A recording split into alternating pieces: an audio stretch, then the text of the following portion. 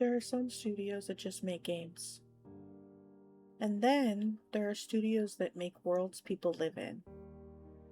For a lot of us, Bungie was never just a company logo on a loading screen. Bungie was Halo LAN parties. It was your first raid clear.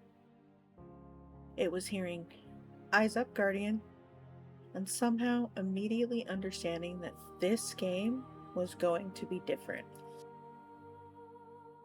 Bungie built memories. And that's what makes everything happening right now feel so incredibly heavy. Because we're not just talking about a company having a bad quarter. We're talking about layoffs. We're talking about developers losing jobs. We're talking about Destiny 2 reaching its final live service update. And we're talking about a studio that once felt untouchable now feeling, honestly, kind of unrecognizable. So how did we get here? To understand the fall, we have to talk about the rise. Bungie started in 1991 in a one-bedroom apartment in Chicago. That alone feels almost mythological now, because this tiny studio would eventually become one of the most important names in gaming. Before Destiny, before The Traveler, before Galahorn, before anyone was arguing about raid DPS or Eververse prices, Bungie made games like Marathon, Myth, and eventually Halo. And Halo changed everything. Halo was not just a good shooter. It helped define Xbox. It shaped console FPS games for years. It became one of those rare gaming moments where you can point at it and say, yeah, there was a before and after. But Bungie did something most studios would never do. They walked away. They left Halo behind, split from Microsoft, and chased something new. And eventually, that something new became Destiny. Destiny was messy. But let's be honest, Destiny has always been messy. But it was also magic. It was this weird mix of shooter, MMO, loot chase, space fantasy, group therapy session, and fashion show. Somehow, all of that worked. You would log in to run one thing, and all of a sudden it was 2 a.m. Someone was explaining raid mechanics badly, someone else was eating chips directly into their mic, and your fire team, they were laughing so hard nobody could do damage. And that was Destiny. It was flawed, but it had soul. And for years, Bungie's greatest strength was the community that formed around this game.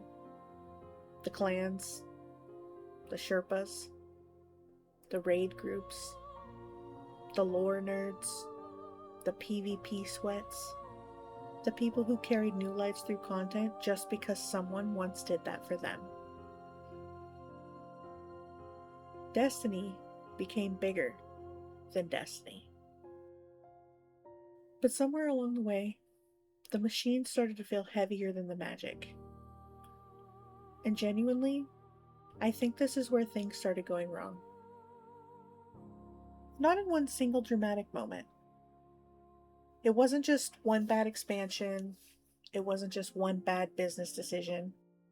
It wasn't one villain sitting in a boardroom petting a cat. It was death by 1,000 cuts. And a lot of those cuts came from one thing that Destiny struggled over and over again with: trust.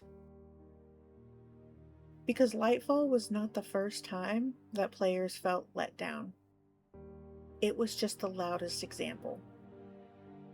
Destiny has always had this strange cycle where Bungie would stumble, lose player trust, then somehow come back with something incredible, only to stumble again later.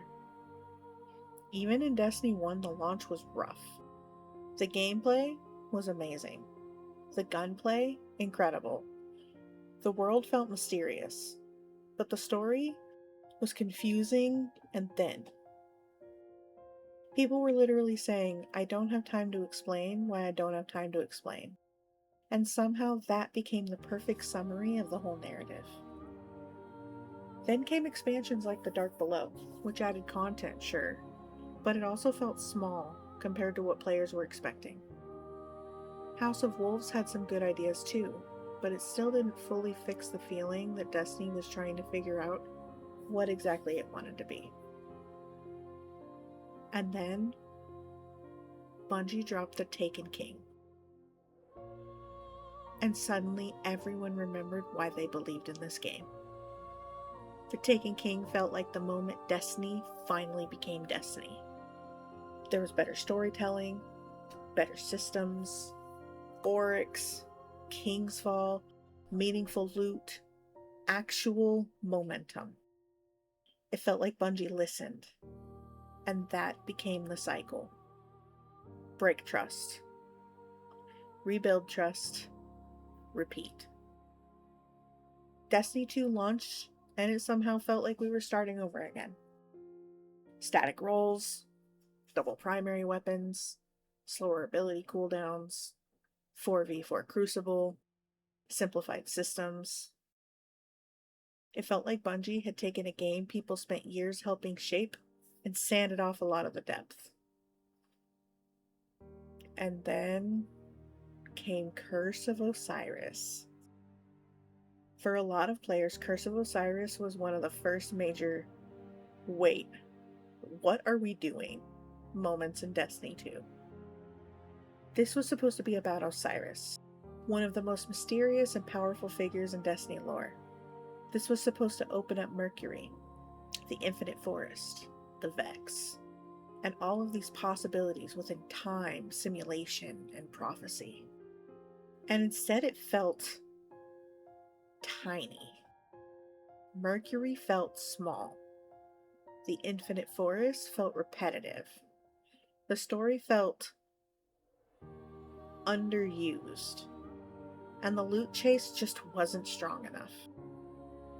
And players started asking a question that would come back again and again over Destiny's life. How does Bungie have such incredible ideas and still not fully deliver on them? And that is the frustrating part. It was never that Destiny lacked imagination. Destiny has some of the coolest world building in gaming. The problem was that sometimes the execution felt like it couldn't come up with the promise. Then Warmind helped a little. And then Forsaken came in and basically saved Destiny 2's reputation. Everybody still talks about the Forsaken days. There was Kate's death. They brought the Tangled Shore, the Dreaming City, Last Wish. Forsaken was Bungie proving yet again they can still make something unforgettable. But the cycle kept going. Shadowkeep had great atmosphere, but it also marked the beginning of Destiny leaning harder into the seasonal model. Beyond Light brought Stasis and Europa, but it also came with sunsetting and the content vault. And for a lot of players, including myself, that was a massive trust break. People had paid for content that was now gone, inaccessible. Campaigns disappeared, stories disappeared. New players had no clean way to understand what was happening. The game became harder to recommend because even veteran players now needed a PowerPoint presentation, a lore video, and emotional support snacks to explain the story. And then the Witch Queen happened. And again, Bungie reminded everyone what they were capable of. Savathun, incredible. The campaign was one of the best Destiny ever had.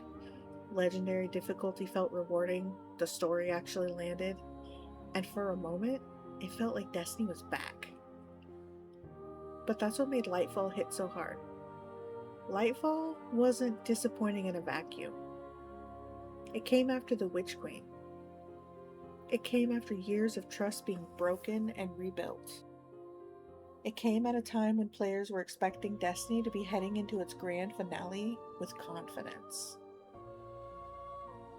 And instead, people got confused storytelling, underwhelming answers, a tone that felt disconnected from the stakes, and a new destination that looked amazing but didn't fully carry the emotional weight players expected.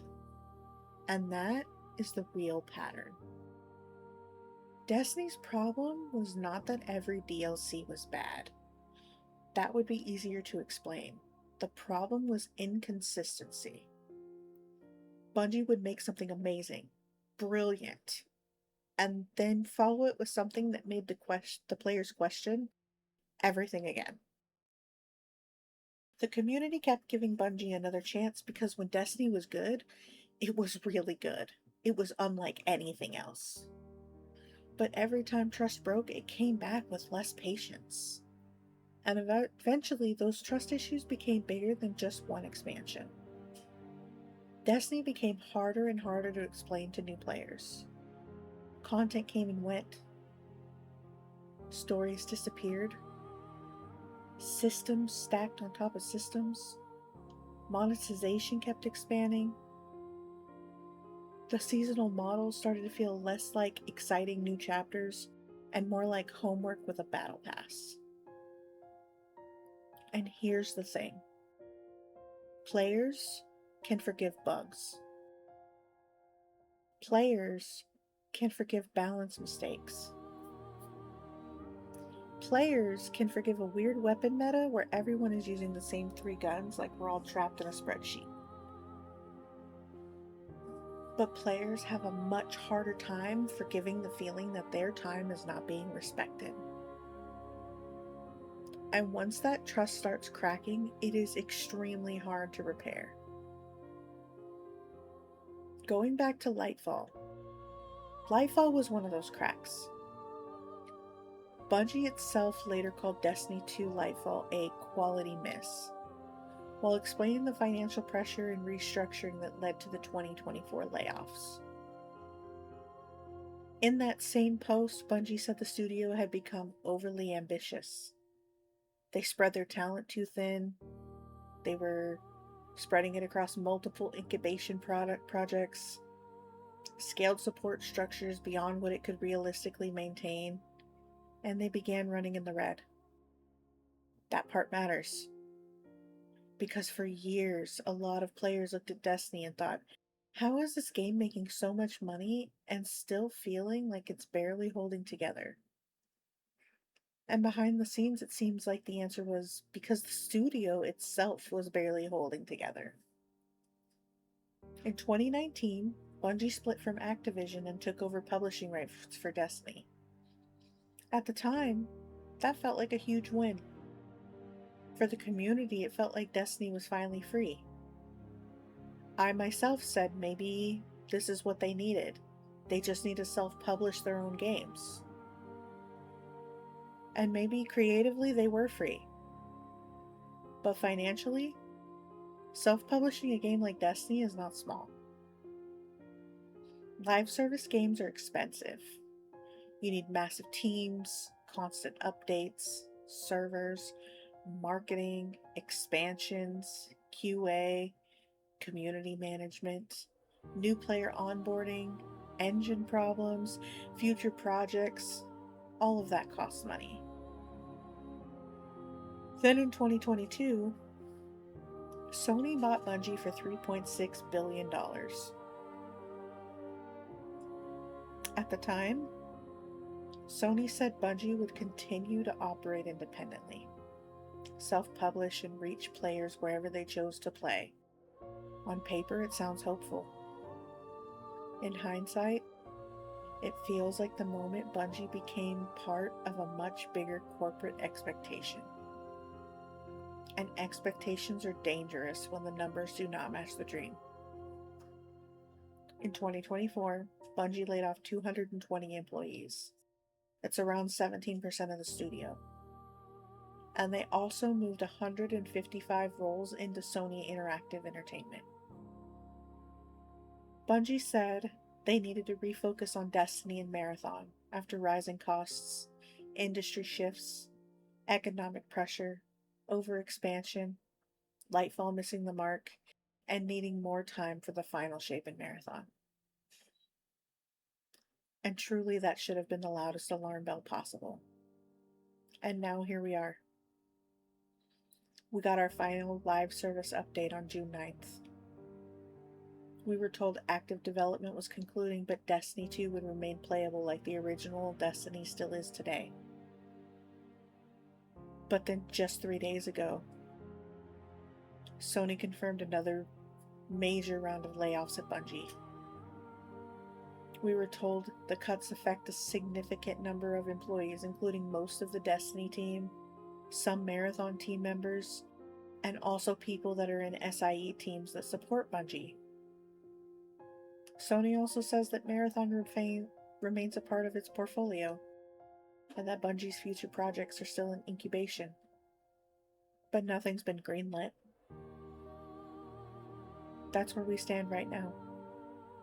Destiny 2 is playable, but its live service era is over. The Destiny team has been gutted. Marathon continues. Future Bungie projects exist only as early incubation efforts, or at least publicly. And the community is left asking the same painful question. How did the studio that built some of gaming's most unforgettable worlds end up here? And for me, the answer is complicated. Because I don't think Bungie fell because the developer stopped caring. We can see how much they care with the Monument of Triumph update. Everything that we've been asking for. Sparrow racing, catalysts for the exotic weapons, so many other things. This is a massive update. Everything we've been asking for, and they gave it to us. I think a lot of people making Destiny care deeply. You can feel that in the raids, the music, the environment, the lore, the little character movements, the weapons, the encounters, the things that made us stop and say, okay, that was actually so sick. The problem was not a lack of talent. The problem was leadership, direction, overexpansion, corporate pressure, mismanaged trust, a live service model that demanded endless growth from a game that desperately needed room to breathe. Destiny did not need to become everything. It needed to remember what made it special. And I think that's why this hurts so much, because Destiny players are not mad because they hated the game. They're mad because they loved it. They're mad because they saw what it could be. We stayed through bad metas, through rough launches, server issues, the confusing story beats, the content vault, the grind, the nerfs, the buffs, the we're so back moments, and the it's so over moments. We stayed because under all the frustration, Destiny still had that spark. I know true Destiny players remember the launch of Shadowkeep. The whole Moon's Haunted memes. Nobody could get into the game, or if you did get in the game, you got booted out of the game almost immediately. And now, the people who built the spark are the ones paying the price. So where do we go from here? I think first we need to be clear. We do not need to take this out on individual developers. The artists, designers, writers, community managers, composers, engineers, QA testers, and support teams are not disposable. They made things that we loved. They gave us worlds to escape into. They gave us raids we still talk about years later. They gave us music that still makes us emotional. They gave us friendships. If you are angry, aim it at the decisions. Aim it at the leadership failures. Aim it at the corporate machine that treats people like numbers after asking them to build magic. But don't forget the people. And don't forget the community either. Because one of the greatest things Bungie ever built was not just Destiny. It was us.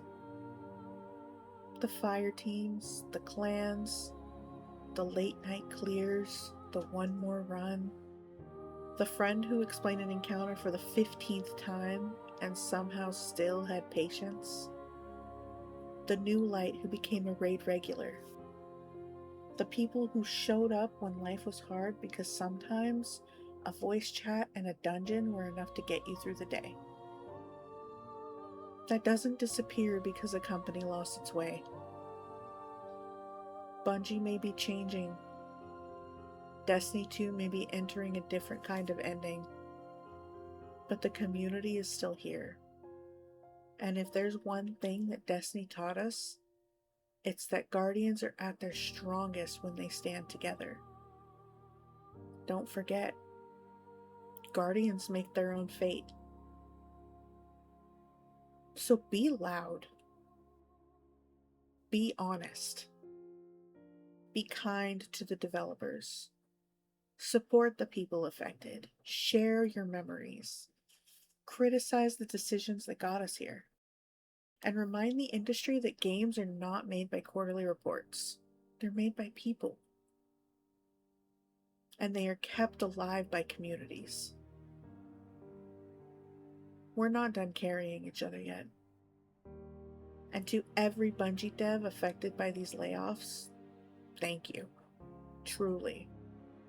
You built worlds that helped so many of us find friends, laughter, comfort, and memories we'll carry forever. Just remember, one voice is quiet, many voices are loud. Be loud.